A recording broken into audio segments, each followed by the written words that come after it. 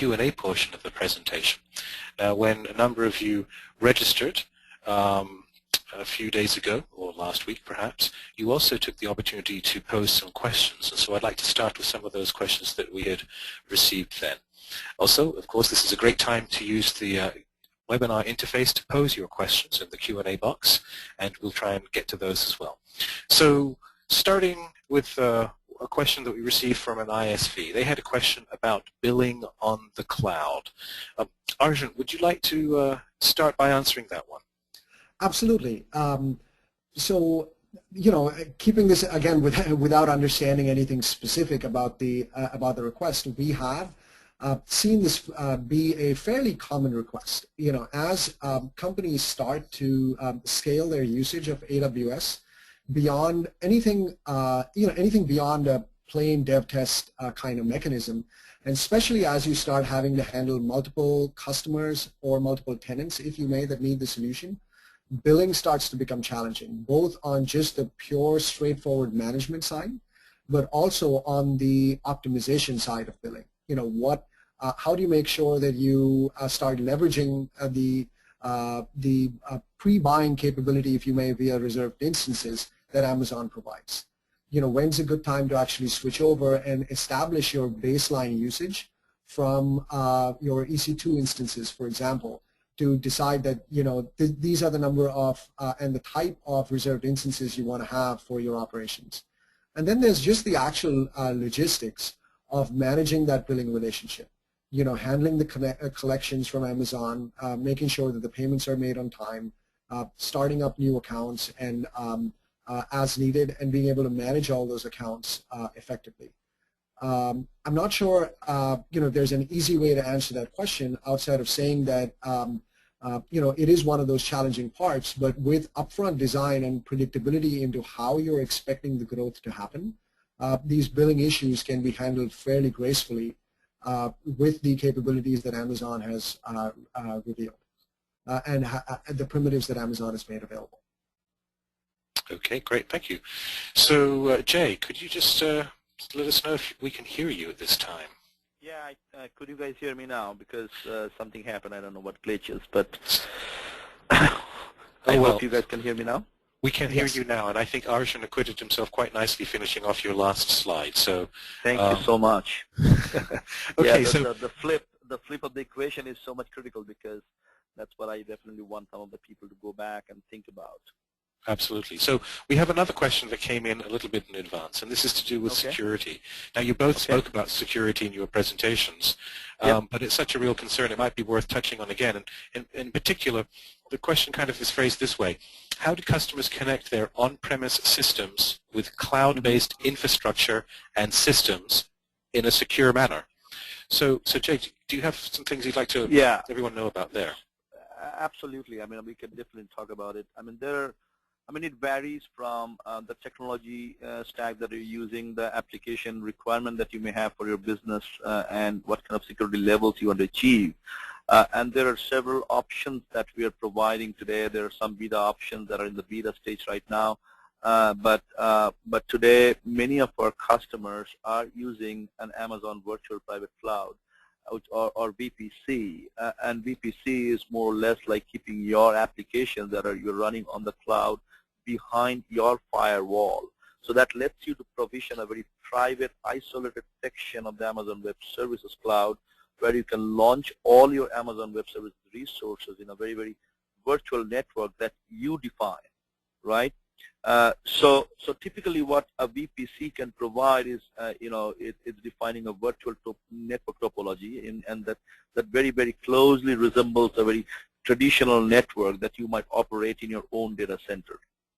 And you have a complete control over your virtual networking environment, including the selection of your own IP address range, creation of subnets, and configuration of route tables and network gateways. So with that, I mean, we can also additionally, you can create a hardware virtual private network, so a VPN connection between a corporate data center and your VPC, and leverage the AWS cloud as an extension of your corporate data center. So I hope that answers part of your question, but there are additional features and bells and whistles that we can talk about if there are more needs to it, of course. And we are definitely, there are some the things that are happening right now that we can you'll be hearing about very soon. Does it answer your question? Do you think that, David, that's well, I think you've certainly addressed a couple of points. It's always difficult to answer specific questions for specific people in this way. I understand. Yep. David, I can chime in. Yeah, I can chime in a little bit on this side because this is, typically related to a lot of the security concerns. A lot of customers, both on the enterprise and tenants of ISVs have in this area, which is the objection of making sure that they continue to maintain control of the infrastructure, if you may, virtual as it may be, in the cloud, is one of the key requirements. And then this is also one of the killing points, if you may, of moving to the public cloud, which is I do not know where my data is, I do not know where the infrastructure lies, and a big push, so to speak, for owning and managing a lot of the infrastructure internally.